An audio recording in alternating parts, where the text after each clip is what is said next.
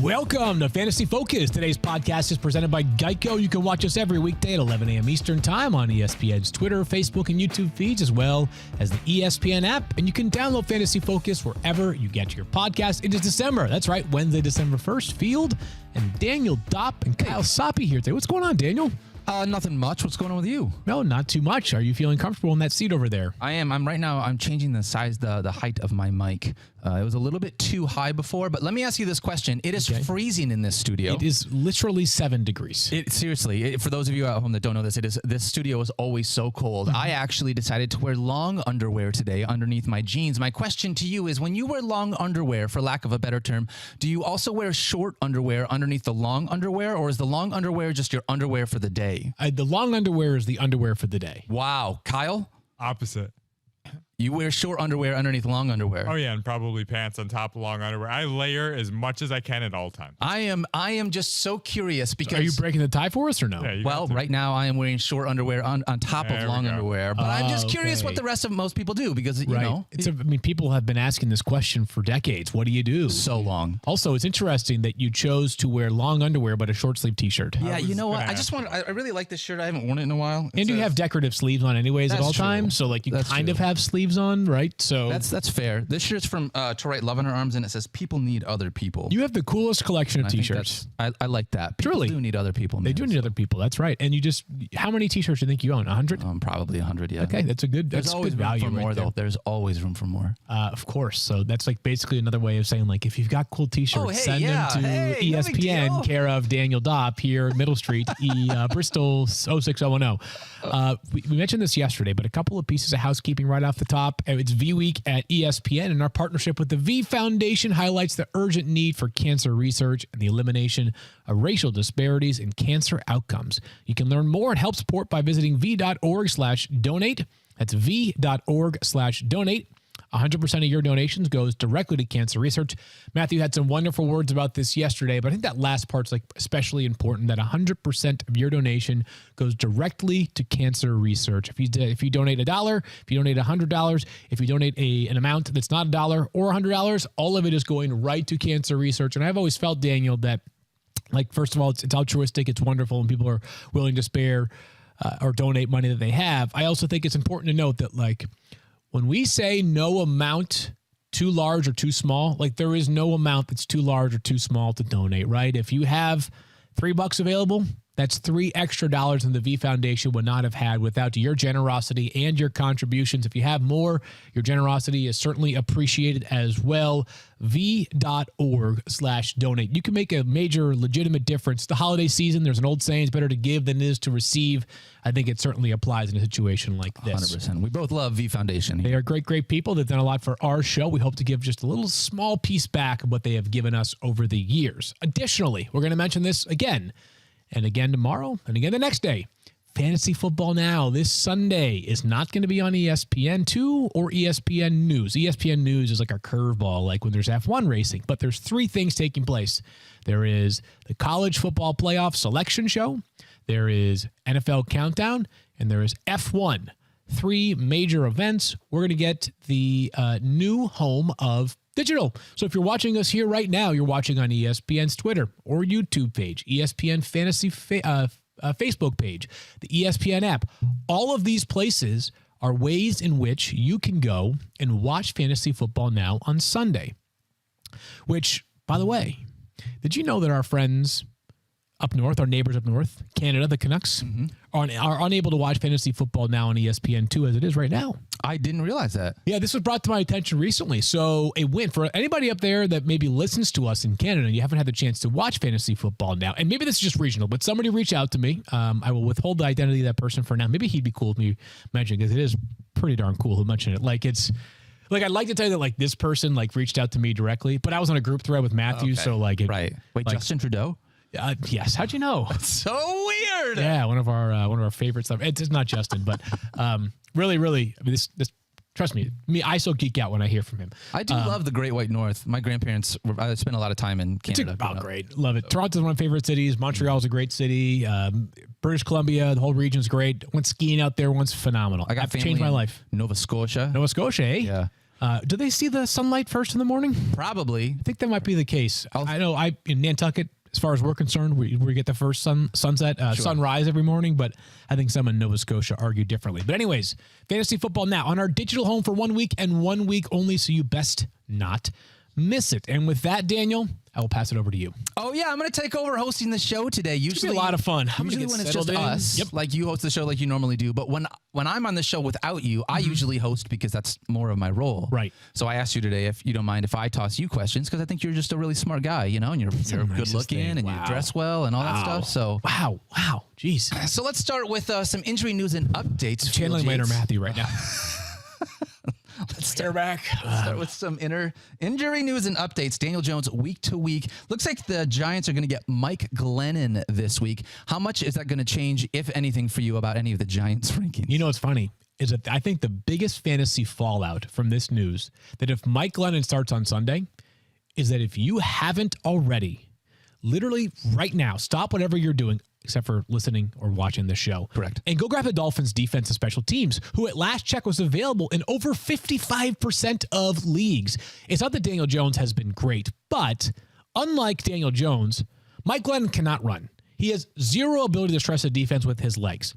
He's not very good as a thrower either, right? Like, it's an amazing thing that he is still a backup. I mean, not an amazing thing, but he is very much one of those backups that is like exclusively there. Yes. To be a backup. Like, if he's starting a prolonged stretch, you're in trouble. So my first thought was, go grab the Dolphins defense. I will have them ranked number 1 amongst my defense and special team streaming options for this week. I love what Miami's been doing recently, and the matchup is phenomenal. In terms of what it means for the pass catchers in New York, here's the problem, Daniel, is that, like, who were you comfortable starting anyways? I wasn't. And it's ridiculous that, like, even Saquon Barkley has become a little bit of a conversation. Like, he's probably still going to crack our top 25 of running backs every single week because there are so few of them. I don't think it moves the needle a ton. It probably hurts Saquon a little bit. Just the idea that, like, hey, the Dolphins can just stack the box further, right? Because they're not scared of Mike Glennon as a thrower.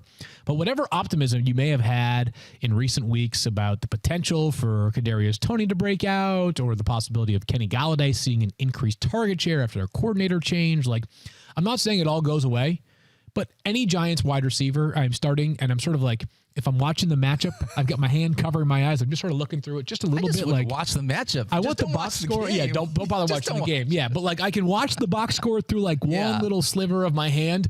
Otherwise, I don't want, like, it's scary. Mike Glennon is, and I know the last time I kind of poo-pooed a backup quarterback, it was Colt McCoy. But like, Colt McCoy has proved like he was good for 2 out of those 3 games. I think Mike Glennon is a downgrade. The offensive line's been inconsistent, as we know, this year. Tough go for the Giants. Hopefully Daniel Jones is back. I know that the report from the NFL Network is that he's expected to not play this week, and we'll see beyond that. Joe Judge, their head coach today, said he's going to practice today, tomorrow, and Friday. We'll see. But my sense is that Daniel Jones is not starting on Sunday. Yeah, it feels that way, which is like, I feel the same way that you do. You were already not starting any Giants wide receivers with any true confidence as it is. This doesn't really change anything other than maybe a tiebreaker. If I've got someone else that, I'm choosing between Kenny Galladay or Kadarius Toney and this guy, I might go somewhere else just because Mike Glennon is There are 4 teams on a bye this week, so I get it. There are, God bless you, by the way, Kyle. There are 4 teams on a bye this week, so I get it that, like, you're going to have some decisions to make. Like, I don't know, if you have a world in which you have Devontae Adams and A.J. Brown in your roster, like, you are thinned out right now at wide receiver. Obviously, A.J. has been hurt, but also the Titans are on a bye this week, as are the Packers and a couple of other teams. So, like, I get it. Like, there are some scenarios in which you might, Browns are also on which...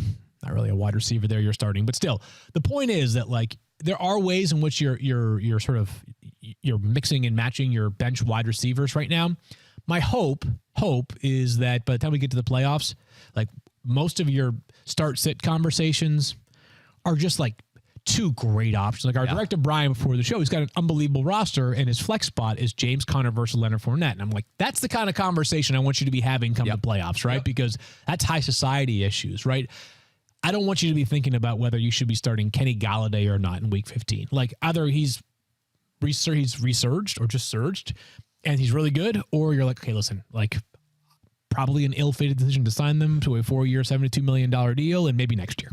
All right, let's talk about a couple of quarterbacks here. Field, with it being Wednesday, our rankings came out. Yeah, light day for news, by the way. It's good. Very light day for news. Yeah. We're going to do some Dynasty talk a little bit later on in the show as well. I think it's going to be a lot of fun. But I'm looking forward to that. We got some rankings here we want to get through for this week, and I want to start with Kyler Murray. Yep. was quarterback 1 in each of the first 2 weeks, but he's had so little rushing upside since those first 3 weeks. Right now, he is just inside my top 10. He's 9 for consensus ESPN. You have him right at 10, which seems so low for Kyler Murray. Is there any chance that you're saying, I can't start him this week, or is this just lower expectations because we haven't seen him be the Kyler Murray we thought he was going to be? Not defensive, but it depends, because you've been getting by without Kyler Murray for the past 3 to 4 weeks. There are quarterbacks like Carson Wentz as an example, who we talked about this with Matthew and I yesterday, right? Like Carson Wentz doesn't have a good matchup. I'm a little bit skeptical just because I think there's a chance that Indianapolis runs for like 300 yards on Sunday. Sure. So I would still play Kyler Murray over Carson Wentz. I happen to have that Carson Wentz was my fill-in for Kyler Murray over the past month. So I am turning back to Kyler Murray this week. But there are other quarterbacks I can at least talk myself into with Kyler Murray. But I wanted to take that point about the rushing upside one step further. Kyle, if we could pull up Kyler Murray's game logs this year, specifically between week 3 and when he got hurt, and just look at what the quarterback rushing yards in each of those games was. Can you feed it to me? And if you can, when we get to that point, also include rushing touchdowns, because the problem is that if you're playing Kyler Murray going into the season, you're thinking to yourself, like, I have somewhere between a 4 to 5 point head start because of rushing upside. And in some weeks, much more than that, like 30 yards and a rushing touchdown. That's 9 points. Kyle, what's it look like so far? He had a rushing touchdown in each of the first 3 games. I'll spare you the touchdown details because he has none since. So that's pretty straightforward. Yep. 39, 1, 6, 10, 21 are his rushing totals since. Yeah, that's not Kyler I heard Murray. a 1, a 6, and a 10. That's like Tom Brady rushing yards, right? Like, and I don't know. Tom Brady on a good day, though. Yeah, on a really good day for 6 yards, 1, 6, right? 10. Yeah. We've talked about this, though. Like, the number of rushing quarterbacks has decreased this year, right? It just has. Like, guys, Kyler Murray, Dak Prescott, 2 players who were like lock them in, like, 400 rushing yards in a year seemed reasonable. That's about 25 a game in a 16-game season. That's not the case this year. And other guys who do have some value with their legs haven't been nearly good enough as throwers, like, as an example, Daniel Jones. So I've got him at 10. And in that league in which I have Kyler Murray and I was using Carson Wentz, like, while I'm going to lean Murray this week, I'm not scared of, like, if I make the playoffs in that league, which if I handle my business over the next couple of weeks, I can. Like, I'm not afraid of starting Carson Wentz over Kyler Murray once we get to week 15 or 16. I think I'm with you. So I am starting Kyler if I have him this week more often than not. I'm likely starting him just because I believe that. But from your point with Carson Wentz, I mean, he's another guy, like you just said, taking on the Texans this week. He's had 3 touchdowns in 3 of the last 5 games. He hasn't looked bad. He has been a very serviceable quarterback for your fantasy roster if you need him. And he gets a good matchup here. You have him at 15, though, against Houston, which is just because, like you said earlier, potential for big rushing game. The first time they played, and I know that, like, no 2 games are the same, but the formula could be pretty similar. The first time these 2 teams played, Carson Wentz threw 20 total passes. He had 11 completions in that game. Houston's not, like, they continue to play gritty defense. Like, they're tougher defensively than you probably think for a team that right now is 2-9. That being said, like, they're just not, in terms of, like, overall talent on defense right now, it's just not there yet. Like, and that's not some mystery. That wasn't a mystery to Houston coming into the season. They know what they have and what they don't have and what they need right now. So I wouldn't be surprised if, especially in a week after they didn't fail, but they got going too late with Jonathan Taylor last week, right? That was a big criticism of Frank Reich after that game So after the game, people were like, why are you only using Jonathan Taylor in the second half? Like, he could have done so much more. Well, right after the game, Frank, I don't know if you saw this clip. Have you seen this clip, by the way? I don't think so. Frank Reich actually explained he went through it bit by bit. And it was a pretty thoughtful answer about why they went the way they did, which was at one point 22 straight called passes for the Indianapolis Colts. 22 straight. And he talked about it. I think, though, a week after some of the feedback you got about not running enough, playing against the Texans, like, I think there is certainly a case, and there's certainly a way that Carson Wentz could throw for 300 yards and 3 touchdowns. I just think there's a better chance, slightly better chance, he might throw for 200 yards and 1 touchdown. Sure. So I've got a 15, like, usable. I laid out the circumstances I am choosing between. I'm still leaning Kyler Murray over Carson Wentz. The idea that you're leaning Kyler Murray, it's not like a slam dunk, right? Yeah. That is enough in the side of Carson Wentz that I feel like if you have to use him this week, it's not awful, but I agree with you. I just Jonathan Taylor is so stinking good, man. Oh my God. He's just so amazing. He's ridiculous, right? All right, let's talk about some other running backs rather than Jonathan Taylor. Saquon Barkley right now comes in at running back 15 this week. Matthew is the lowest on him at 19. You have him at 14. It feels like you had mentioned Saquon a little bit earlier in the show, and to me it feels like this. The biggest deal about Saquon is more of where we have him ranked and not about whether or not you're going to start him, because with where the running back position is, you're likely, if you've got Saquon Barkley on your roster, you've got to put him in your running back spot more often than not, regardless of who you have. That being said, there is a big difference between him being running back 5 and running back 18. But even within that gap, we're still saying you need to start Saquon Barkley. Those expectations on who he is as a player have just been lowered so much that we no longer expect a top 5 Saquon. It's a mid to low end RB2 at this point. So there are some saving graces for Saquon, and there's some serious limitations. And by the way, I mentioned earlier, I was like, yeah, it'd probably still be a top 25-ish RB play. Like he is, as you mentioned, RB15 on the slate right now for us. Here's a saving grace for Saquon Barkley. Over his past 4 games that he started and finished, so you take away that Dallas game when he left early and then the 5 games that he missed. Week 3 against Atlanta, 6 catches, 43 yards. New Orleans, 5 catches, 74 yards and a touchdown. Tampa Bay, 6 catches, 31 yards. Philadelphia last week, 4 catches, 13 yards. So the good side of that is you're getting a lot of catches, right? That's 21 over his past 4 complete games, over 5 per game on average. The problem is that Saquon Barkley has averaged more than 4 yards per carry in 2 games this year. One of them, he got hurt after 2 carries for 9 yards. The other one was against Tampa Bay, where it's Tampa Bay. You don't want to run against them, right? 6 rushes for 25 yards. Otherwise, it has been just disgusting. 16 for 51, 13 for 52, 13 for 40, 10 for 26, 13 for 57 yards. I guess that was over 4 yards per carry as well. But the point is that, like, there's no upside as a rusher. Kyle gave the stat a million times but going into the season that, like, you need big plays from Saquon to pay off. I was just going to say that. Yep. My hope is, and I know we're going to talk about Dynasty a little bit later on in the show, is that, like, I hope that, like, the days of Saquon Barkley being an elite player at the running back spot are not over. But with the way things have played out, like, it's hard to envision it in this Giants offense. So take this a step further for this week against Miami, is that we talked about this earlier. Like, if you're Miami, you've got Mike Glennon. You're the most confident defense in the NFL right now. What's your thought process? Your thought process is, if Mike Glennon beats us with his arm, fine, we'll live with it, right? They attacked Lamar Jackson a couple weeks ago. Like, yes, Lamar, who is the best running quarterback probably ever. And they're like, we're going to blitz the heck out of him. Like, what's going to happen this Sunday? They're probably going to stack the box. They're probably going to blitz like crazy against Mike Glennon. Like, I've got Saquon Barkley in that 15-ish range because you kind of don't have a choice with so few running backs. Right.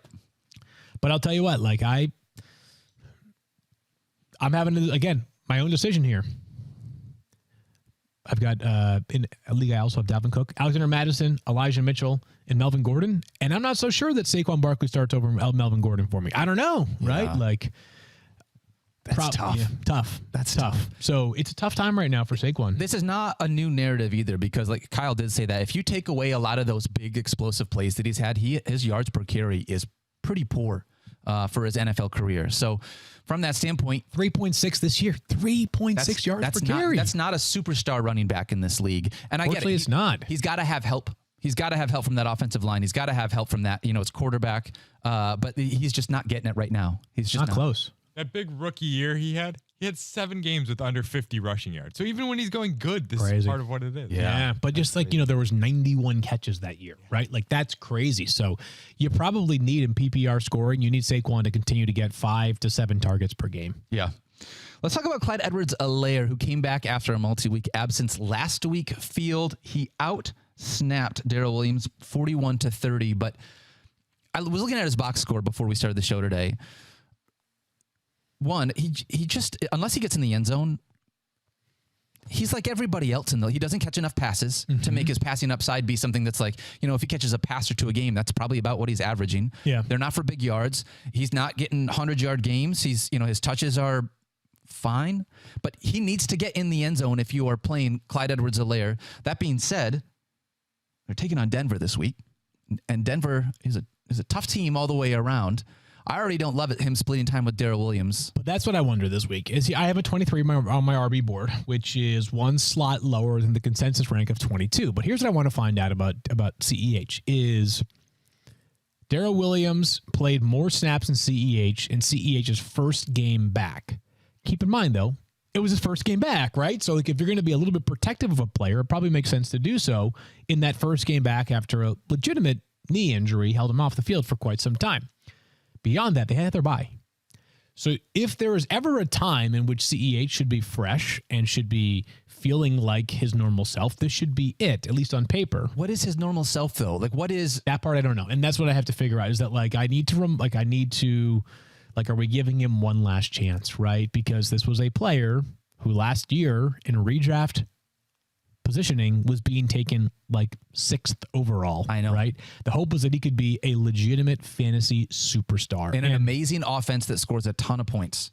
So I've got him at 23, which is reflective of a player that still needs to score to cash in or get 5 or 6 targets to cash in. He probably won't get 5 or 6 targets. I think this is an educational week for us, though, as CEH. Because if it's, again, Darrell Williams playing 58 to the 42% of the snaps for CEH, then there's no chance that he's ever going to be a guy that you can trust confidently for the rest of the season. Agreed. You have to just play him because you don't have a better option. Yep. Let's talk about the Broncos running backs on the other side of that game field, because both Melvin Gordon and Javonte Williams have actually been pretty good recently. I mean, listen, I know that you're a Javonte Williams fan. We all love Javonte Williams. Yeah.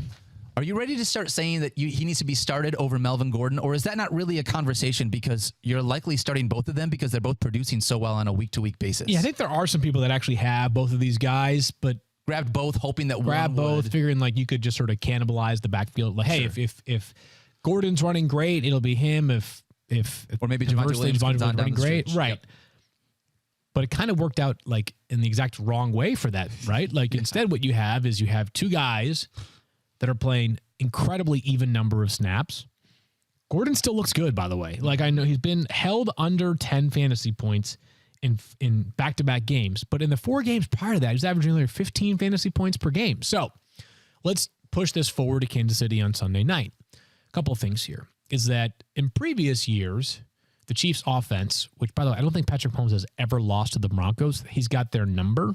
But in previous years, you're thinking like, all right, it's going to be hard for us to run the football against Kansas City because we could be down 24-0 at halftime.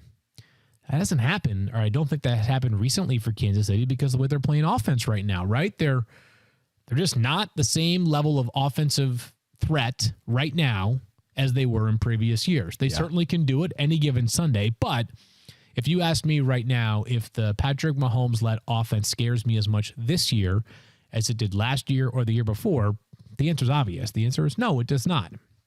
So this game actually could be low scoring. And right now, Denver, despite the fact that they've got 3 really talented wide receivers that are healthy, and Judy and Sutton and also Tim Patrick, like freaking love Tim Patrick. They're still a ground and pound team at first. That's what they want to do offensively. Mm-hmm. So I'm going to, I almost feel like a responsibility to rank Melvin Gordon and Javonte Williams right next to each other because of the way that they're being utilized. Clearly, Javonte Williams has more big play upside, but like in the passing game, where again, PPR scoring adds up, like a lot of what Javonte Williams does in the passing game is just screens, like in dump offs, which he's more likely to turn a short pass into a big gain like he did this past week against the Chargers than Melvin Gordon is. But the opportunities are so close that I still have them ranked basically right next to each other. Right next to each other. Yeah, I'm with you there. When you look at Melvin Gordon's last 6 games, right? 10.3, 11.2, 19.2, 17.5.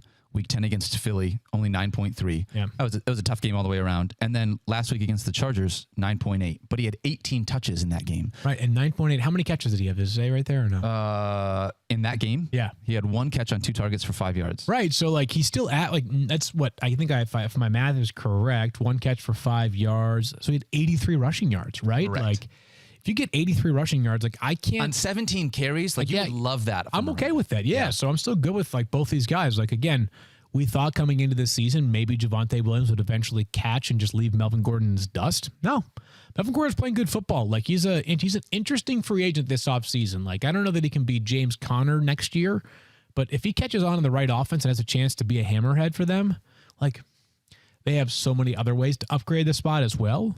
But don't you think Miami could use a guy like Melvin Gordon right now? Absolutely. I'd love to have a guy like Melvin Gordon in that offense who could carry the ball 20 times a game and give you some power at the goal line as well. Yeah, just let me trade Myles Gaskin for my Dynasty League team first. Would work. Here's the thing. How many other teams do you think in the NFL, when Nick Chubb and Kareem Hunt are healthy, it's obviously them. How many other teams are you actively starting 2 running backs in fantasy saying they're both at least flex plays? So I think the answer is probably just the Browns right now. The only other ones where you're in that same boat. Green Bay. Green Bay. Yeah, Green Bay is a good one. I feel like it's sort of 4 or 5 teams. So the Browns and probably Green Bay. But as we've seen, like with Green Bay, it's usually one or the other that ends up producing, right? Yeah. So I feel like it's the Browns, maybe the Broncos, then the Packers, maybe the Patriots with Ramondre and Damian Harris. That's fair. And then when Chase Edmonds is healthy, the Cardinals as well. That's fair. I forgot about Chase But there's like a few of them, but not a ton right now, No, right? I not. mean, I'm sure we're forgetting 4 or 5 of them at the moment, but still, like there aren't a ton of them right now that you're like, okay, I'm playing both. Maybe the Chiefs with CEH and also Darrell Williams, but hey man, I would love it if that became the case. Sure. That would be great. Yeah. I just don't, we'll find out. All right. We're going to talk about some pass catchers when we come back in just 1 second. But first, think about major life-changing moments that you've had. Okay. Like buying your first car, getting married, having your first kid, or moving to a new city. Of course, there's also landing that big job that you've been going after, which can bring you new opportunities for growth and hopefully a higher salary, new coworkers, new friends, and an awesome new career with new achievements. Whether you're trying to get your first real job out of college, achieve a new title, or land your dream job, you should go to ZipRecruiter.com/easy because ZipRecruiter makes it easy to find that job, the next job that could change your life. How do they do that? ZipRecruiter acts like your free personal recruiter. When you create a free profile, ZipRecruiter starts working for you. They send you jobs that match your skills and your experience. They even pitch your profile to employers whose job match your experience. If someone from that company really likes what they see, they can personally invite you to apply for their job. It's no wonder that ZipRecruiter is the #1 rated job site by G2. So if you're looking to make a life-changing job, ZipRecruiter is a game changer. They make the whole job search experience a whole lot better. Sign up for free on ZipRecruiter.com/easy today. Once again, go to ZipRecruiter.com/easy right now to sign up absolutely free and put ZipRecruiter to work for you. That's ZipRecruiter.com/easy. I forgot to say something earlier. Tell me.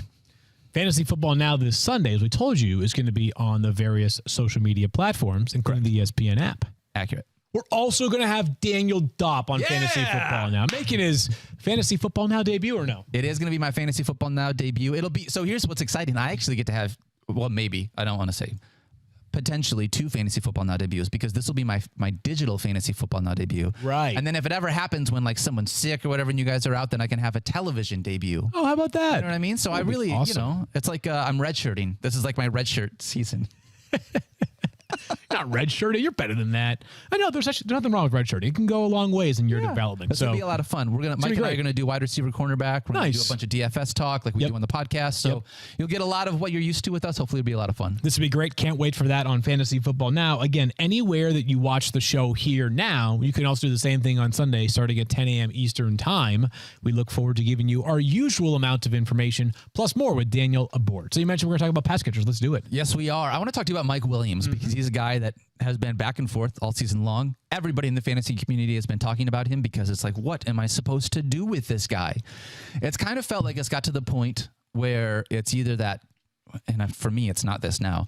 I've basically stopped starting Mike Williams unless it's a matchup that I really like, because it just feels like the beginning of the season, Mike Williams no longer exists in that offense. So to me, he is a low-end flex play, especially this week. I'm curious where he lands for you. Only if you need him.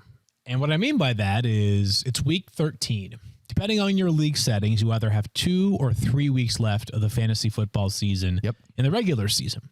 If you're a team that absolutely must win this weekend, and you're playing against another team that's awesome already. I play Mike Williams because he could get you 25 points, right?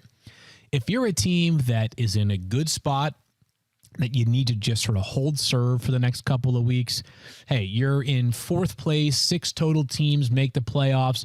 Unless you lose your next 2 matchups and somebody scores a ton of points behind you, like that's the only way you fall into the playoffs, I'd sit him because, as you mentioned, the numbers just sort of bear it out. 5 of his last 6 games, he's under 8 fantasy points. And I don't know what's going on with this Chargers offense right now. Again, so this is not Seahawks level bad. It's far from it. But if I told you the nucleus of an offense was Justin Herbert, Keenan Allen, Mike Williams, Austin Eckler, and an improving offensive line, you'd say, like, okay, that's great. I'm in. The problem is the inconsistency right now, right? Is that as an offense in general, Mike Williams, people who are listening to this by now know the inconsistency of Mike Williams. Again, under 8 fantasy points in 5 of his past 6 games. I don't know what his targets are. Maybe Kyle can shed some light on that.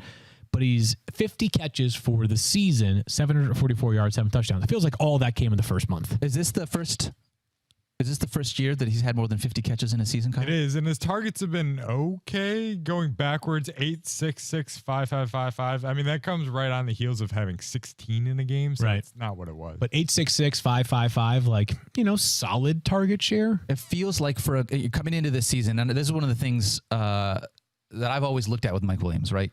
He had never had a season in which he had more than 50 receptions. Mm-hmm. He was just a big play threat that entire time. Yep. We thought at the beginning of this year, hey, this might be a shift in who Mike Williams is as a player and the way that they're going to utilize him in this offense, but it doesn't feel like that as Mike Williams anymore. And with me going into a playoff stretch with a team where I need to make sure that I win every week from here on out, I don't know how I'm starting Mike Williams with any confidence. It is, just like you said, only if you have to, because there's just not enough consistency there. But not only early in the season was he seeing a much larger target share, his first 5 games, 12, 10, 9, 4, 16, his catch percentage is way down. In those first 5 games, 8 catches on 12 targets, 7 catches on 10 targets, 7 catches on 9 targets, 1 catch on 4 targets, and then 8 catches on 16 targets, but still, 8 catches is a lot of catches, right? Recently, since then, 2 catches on 5 targets, 2 catches on 5 targets, 2 catches on 5 targets, 4 on 6, 5 on 6, 4 on 8. So people love, we talk about air yards often, and also we talk about quarterback yards per attempt or air yards per attempt. And for some reason, it tends to be like either an indictment of a quarterback or an endorsement of a quarterback. More air yards per attempt equals better quarterback, sexier quarterback prospect, yada, yada, yada, right? Like, as far as we're concerned with fantasy, Mike Williams is kind of in that same boat as Van Jefferson, where it's great that he's getting 8 targets in the most recent games, but what if like 5 of those targets are 20-plus yard throws down the field, which are by default a much lower percentage play than a Cole Beasley bubble screen, where all Josh Allen has to do is take the snap, turn to his right or turn to his left, and throw the ball 12 yards. Like, Cole Beasley should catch that. Now, it's also a much more likely play to go for 6 yards than a Mike Williams throw down the field. But still, like, over the course of the game, if you're getting 5, 6, 7 short area targets, like, you're going to have a much better chance of eclipsing 10 fantasy points, Kyle. You're looking at me like you had something to say. No, he's bottom 10 in catch rate after that 16 target game at 54.3%. 54.3%, but he's bottom 10 in the catch rate. So I don't know if it's the kind of plays that they're running for Mike Williams. By the eye test, I will say one thing it seems like the Chargers are too dependent upon is they're like a live by the 3, die by the 3 offense. Yeah, that's an NBA analogy, obviously, but it's like if it's not working down the field for Mike Williams, it's just not working, right? And like it felt like earlier in the year. Except for when it was earlier in the year, and it worked really freaking well. But it felt like, remember earlier in the year when Kyle pointed out that like his air yards per attempt, and I was just saying like how people gravitate towards like larger air yards per attempt. Remember his average depth of target early in the year was down by like 5.5 yards. And you're like, okay, this is great. Like, give me 10 yards of average depth of target. That's what I'll take every day of the week, right? Like, just that over 18. Over 18 because he's got a better chance of catching it, right? Yep. So I think that's part of it for Mike Williams. But again, the calculus to me is still like, if you need him, you need a big week, you can play him. But you got to be prepared to start him, and you're probably more likely to get 6 points than you are 26 points. You're much more likely to get 6 points than 26 points. Agreed.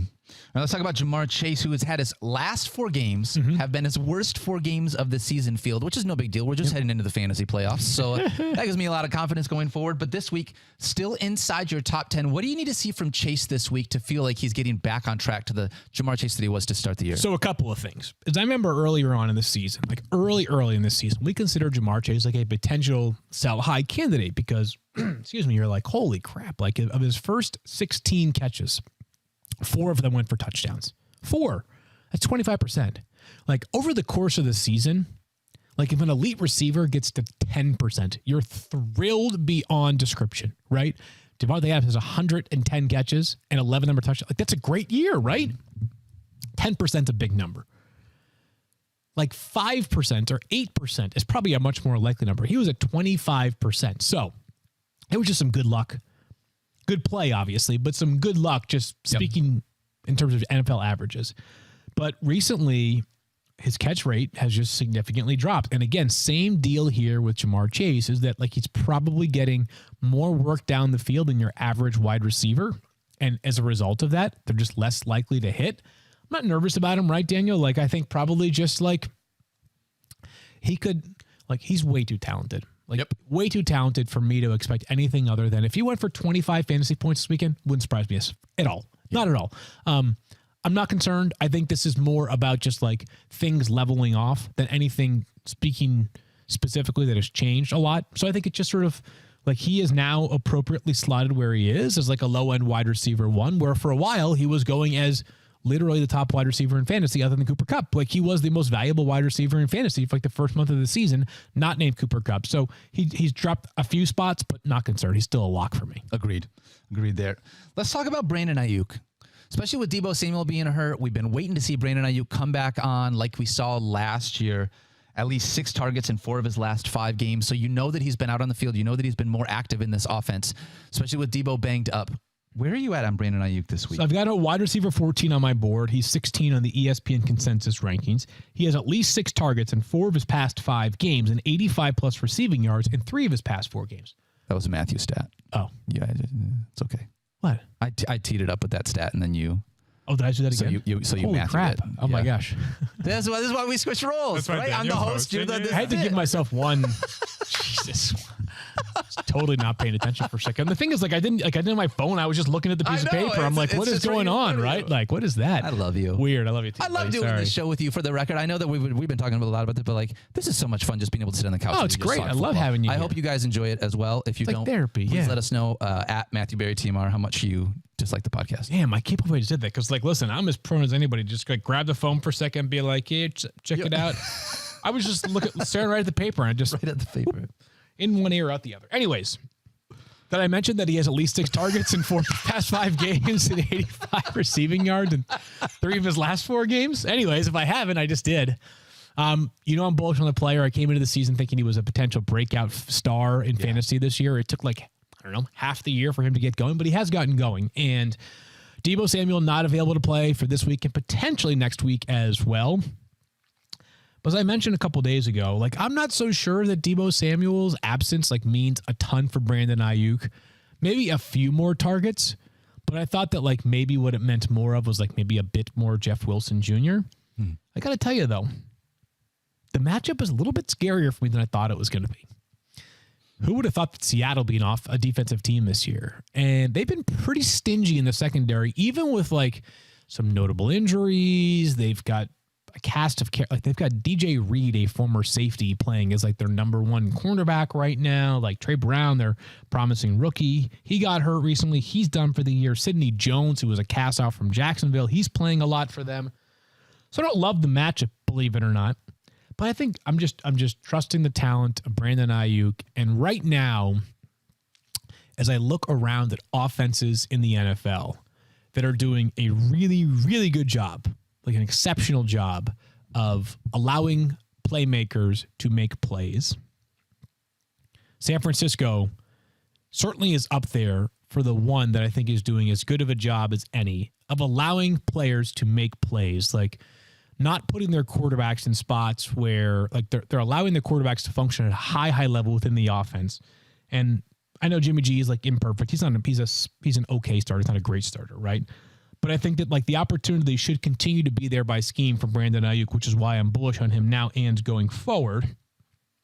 And like it actually kind of reminds me of the opposite of Seattle right now, right? Like Seattle is running the system they want regardless of the pieces they have. San Francisco is running the system that they want, but also like maximizing the pieces they have. So I'm in on Brandon Aiyuk this week. I think his ranking as a top 15 wide receiver is in part reflective of no Deebo Samuel, but I wouldn't be surprised if even when Deebo's back, he's still a top 20 play for me every single week. I'm interested to see because last year when we saw Deebo be good, a lot of times Brandon Aiyuk wasn't there. And we saw Brandon Aiyuk there, Deebo was not there. So we didn't get to see them playing together a lot, right? Yeah. That's a pretty small sample size. But he did crush it down the stretch when Deebo was not there. Yes, he did. So from that standpoint, I've been really hoping that as Deebo and him settle into this role, it started out with such a roller coaster here this year for Brandon Aiyuk. Yep, it sure did. Hopefully things are hopefully we're at the point now where he's earned the trust back and it never goes away again. Fingers crossed. Fingers crossed. Yeah. He is a great talent. Super talented guy though. Yeah. But I've got him on top number 14 on the board this week. All right. Let's talk really quickly on the other side of that game and then we'll move on to some dynasty talk. Tyler Lockett and DK Metcalf. Yeah. With Russell Wilson. I'm going to basically excuse myself from the rankings here because my logic behind having them where I have them is just because I refuse to acknowledge the idea that Tyler Lockett and DK Metcalf cannot be utilized much more. And Pete Carroll's been in coaching a long time, knows much more about football than I will ever. He's forgotten much more about football than I will ever know in my life, right?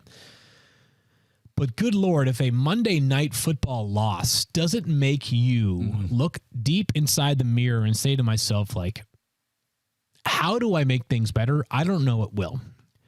What I'm nervous about is that I'm nervous that in Seattle, there's a collective acknowledgement that the end is near and that they're blowing this whole thing up this offseason. I can't imagine a scenario where we're not speculating heavily upon Russell Wilson being traded this offseason. I just think there's a very high chance that happens. Yeah. We're speculating on about it. I'm not guaranteeing he gets traded. I think he will, but I'm not guaranteeing. I think we'll be speculating upon it at the very least. And I just wonder if we're getting to the point with Seattle where they're all just like, just get this season over with, man, right? Like, there are a few teams that are in that boat right now. Even in a year in which the NFL is still wide open, like, it feels to me, to name a couple of teams, like Chicago's in that boat right now. I just mentioned that Seattle's in that boat. Like, this is a tougher one, but like Cleveland has some shades of that right now with the way that things are going and the health concerns. Maybe they're better coming out of their bye. But like there are some teams right now where you're just like, get me to the finish line. And that's what I'm fearful of with Seattle. And the fantasy relevance of that is that like, even if there are some obvious changes that need to take place, maybe they just don't.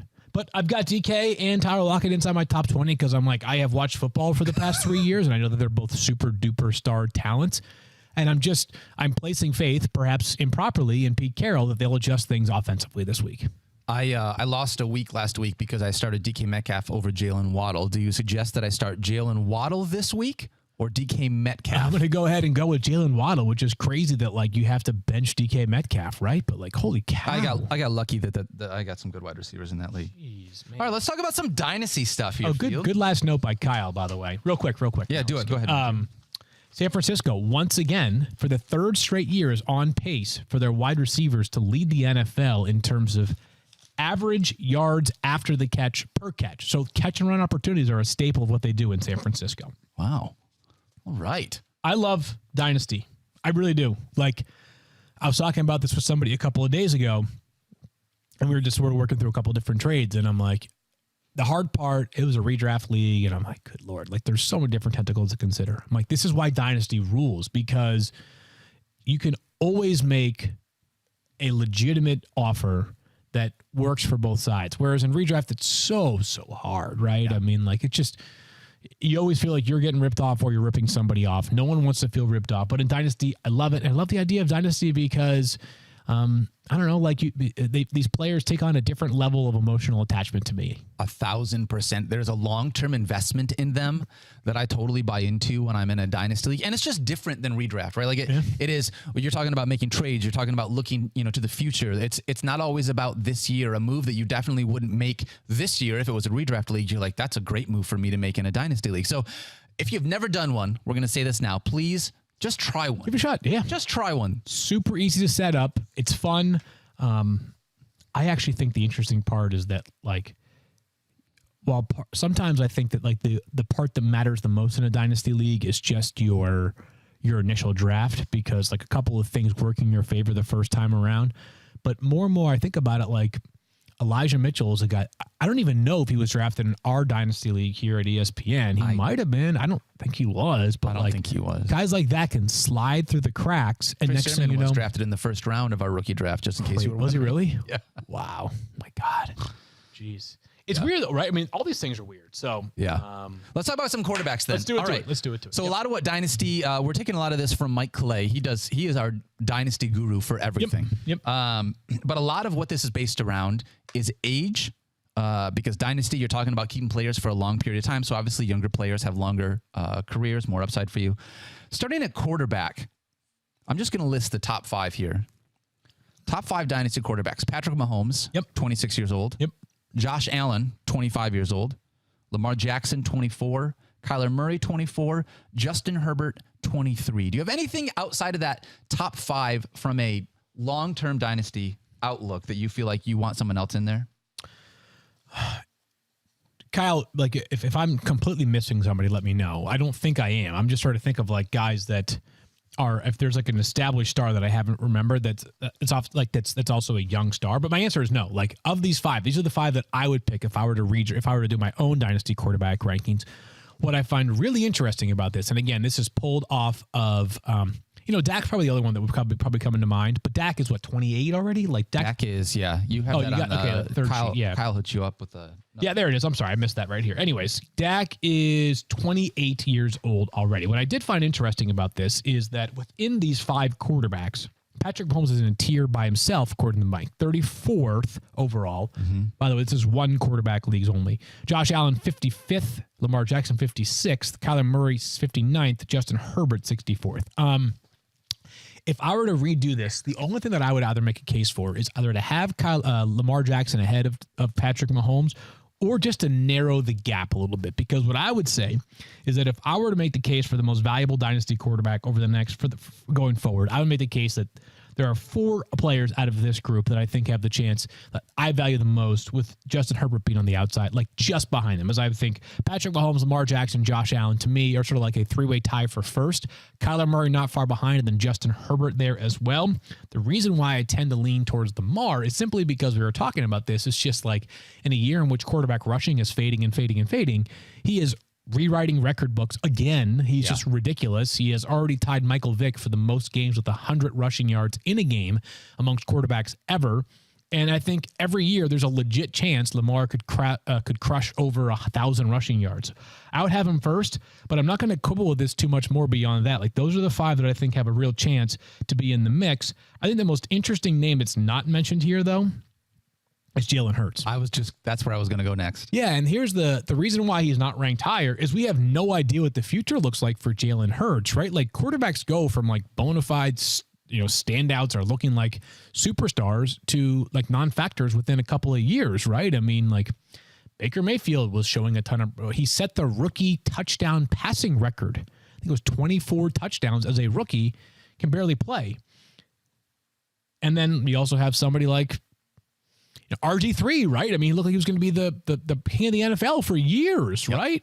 And then he's not. So injuries can play a factor. The only name that wasn't mentioned here, I'm sure people are listening and saying, like, what about this guy? And there's extenuating circumstances. That's Deshaun Watson. We have no idea, right? If Deshaun Watson's on the field to start next season, though, he's part of that top 5, 6, if you include Justin Herbert as well. Sure. All right, let's talk about some running backs. This is where it gets fun. Ooh, it gets fun here. All right. Christian McCaffrey, number 1, 25 overall, first overall, 25 overall, 25 years old, sorry. Yep. Number one for me would actually be Jonathan Taylor. I am with you. Jonathan Taylor would be my number one as well. And my guess, these were updated 2 weeks ago by Mike. My guess is that he might make that same case right now going forward. He would be number one for me, though, because I just see so much potential there, obviously, and promise right now. He's 22 in 7 months. Christian McCaffrey is 25 in 3 months. I'm actually surprised CMC is that young. That was at the start of the football season. Right. Okay. Just to add 2 months. Yep. So add a couple months. There you go. So he's 25 still. Jonathan Taylor, 22. But I think JT, number one for me. Yep. Christian McCaffrey, number two for me. Agreed. And here's where it gets really interesting. You can read Mike's list. I'll read it off for you for those that are just listening. Christian McCaffrey, Jonathan Taylor, Saquon Barkley, DeAndre Swift, Najee Harris, Alvin Kamara, Dalvin Cook, Austin Eckler, Nick Chubb, Derrick Henry. I would actually have my top five would be quite a bit different than this. It would be Jonathan Taylor 1. Yep. It would be Christian McCaffrey 2. It would be Dalvin Cook 3. DeAndre Swift 4. And I think my fifth may be a little bit of a curveball here. Yeah. Maybe Javonte Williams. Ooh. Maybe Joe Mixon. Joe's playing so well, obviously. I'm trying not to be too much of a prisoner of the moment, but he's played really well. He is in an offense in which is going to feature him for the next 3 to 4 years. The thing about Javonte Williams that puts him in this conversation is if you look at every single running back that Mike has ranked in the top 100 players overall, there's just one that's 21. That's Javonte. So he's so young that like he's sort of scratching the surface here of what he could be as a player. The tricky part about running backs in general in Dynasty is that you have to look at it really more like a 3 to 5 year window. There could be a couple exceptions that get you 8 or 10 years of value, but how many of them? Not many. Not many at all, right? Derrick Henry is in his 6th season right now, maybe his 7th NFL. I think it's his 7th NFL season, right? And keep in mind that Derrick Henry's first 2.5, 3 years of his career were not what they have been since. No. So if you get a 5 or 6 year run from a guy, like that's elite, which is why you can make a case that Jonathan Taylor is a unicorn in this regard. Because if you drafted him as a rookie, he had over 1,000 yards. He'll be over 1,000 again this year if he isn't already. Like you may get that 7 or 8 year run from Jonathan Taylor. I'm telling you right now, and I just hope for all of America that this happens. If the Detroit Lions become a good football team, DeAndre Swift is going to be somebody that you're going to look at with different eyes. Totally. I love the player. I just, for the next couple of years, you have to worry, like, can you maximize the value for the next 2 seasons? Because of that offense. It's tough there. Kyle? What do you got, Kyle? Can you name the 3 players this year, running backs, averaging over 12.5 points that are in their 6th season or later? Just only 3 of them. Over 12.5 points. In their 6th season or later. Yep, Mark Ingram is one. Mark Ingram does not count. Really? So how about, is Devontae Freeman up over 12.5 points right now? Nope. He's at 8.7. Oh, man. So James Conner. Oh, this is his 5th year. I'm sorry. Thinking a little too hard on 2 of these. Oh, man. 6 year or later. So Derrick Henry be one? Derrick Henry's there, yep. Who else is old? Alvin Kamara? Well, that's just the thing. These guys aren't old, but they feel old. Nope. So how about Zeke? Okay. And now's the trick, the curveball. The curveball. Oh, yeah, now's the curveball. Lenny? No. Lenny Fournette? No. Wow, I'm surprised not averaging at least. Maybe it's only his 5th year. Somebody that's on this list, Kyle? Not looking at the list, but he wasn't always considered a running back. Cordarrelle Patterson. How about that? That's a good one right there. But yeah, running backs are hard though, right? Like it's almost because there are guys that are super intriguing on this list that like Cam Akers is really interesting. If he comes back next year, he's 22. Like he could be a stud for 5 years. He also come back next year coming off of a torn Achilles and the Rams could be like, we got Hendo. Like we don't need you to be a 25 carry per game guy. He could be a 12 carry per game guy. Like that's the hard part about running back. There's so much volatility here. I was also surprised, then we'll move on to wide receivers. I was surprised to see Zeke was all the way down at RB 18. That was one that caught my attention. They're starting to show some signs though, right? They are. And that offense has so many options to it. Tony Pollard looks great when he's out on the field.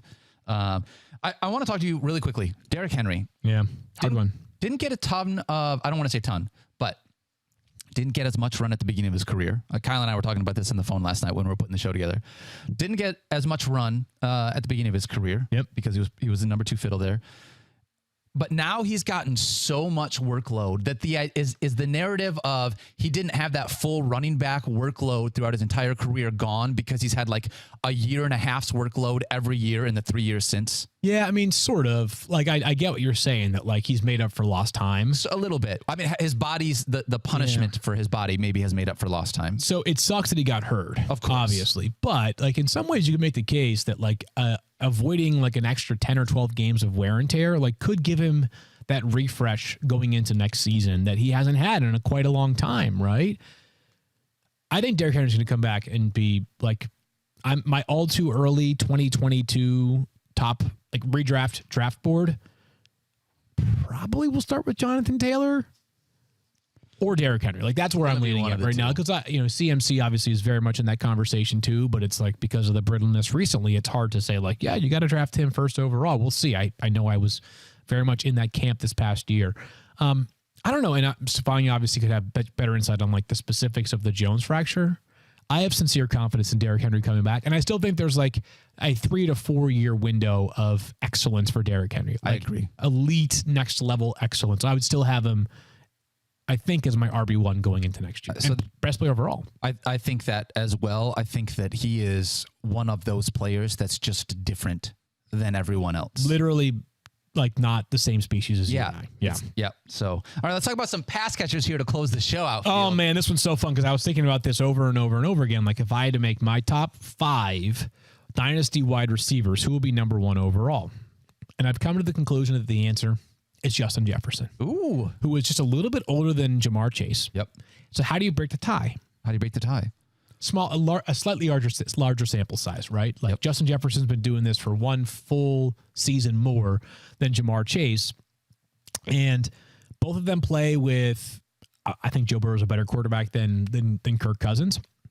But both of them play with quarterbacks that are very competent, right? Like it's not like Jamar Chase is doing this in whatever the worst offense in football is this year. Like he's not doing it in that offense, right? Like the Jets have Jamar Chase and he's just like dragging the offense by himself, right? Like he's playing in a good offense. Dalvin Cook, Adam Thielen,